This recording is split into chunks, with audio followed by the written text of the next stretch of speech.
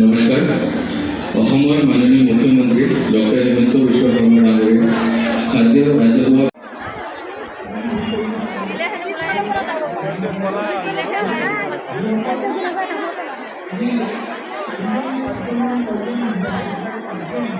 আজি ৬৪ নং বৰচলা সমষ্টিত আমি ৰেচন কাৰ্ড কাৰ্যসূচী কৰিছোঁ আৰু এই ৰেচন কাৰ্ড কাৰ্যসূচীত প্ৰায় আমাৰ ৪,৬68 গৰাকী পৰিয়ালক আমি সামৰি লৈছোঁ। তাৰে ভিতৰত 20,009জন আমাৰ নতুন বেনিফিচিয়াৰীয়ে এইবাৰ ৰাচন কাৰ্ড পাবলৈ সফল হৈছে।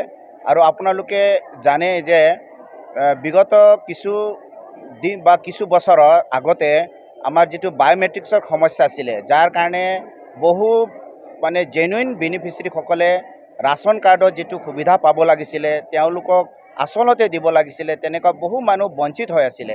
এই আমাৰ মাননীয় মুখ্যমন্ত্ৰী ডক্টৰ হিমন্ত বিশ্ব শৰ্মা দেৱে তেখেতে বিশেষ উদ্যোগ লৈ পেলাই এই যিটো বায়োমেট্ৰিক্সৰ সমস্যা সমাধান কৰি দিয়াৰ কাৰণে আজি আমি দেখিছোঁ যে বহু তেনে জেনুইন ব্যক্তিসকলে ৰাচন কাৰ্ডৰ সুবিধা ল'বলৈ সফল হৈছে।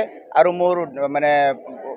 মোৰ পূৰা বিশ্বাস যে এতিয়া আমাৰ বৰচলা সমষ্টিত তেনে প্ৰায়ে মানে আমি বেনিফিচিয়াৰীক আমি সামৰিছোঁ, যি বেনিফিচিয়াৰীক আচলতে সঁচা অৰ্থত আমি ৰাচন কাৰ্ডৰ সুবিধা দিব লাগে।